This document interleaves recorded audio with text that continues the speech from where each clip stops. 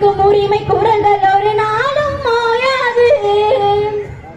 மனித உரிமை கோரும் உயிர்கள் மரணித்தாலும் தாழாது. ஓங்கி ஒலிக்கும் உரிமை குரல்கள் ஒரு நாளும் ஓயாது.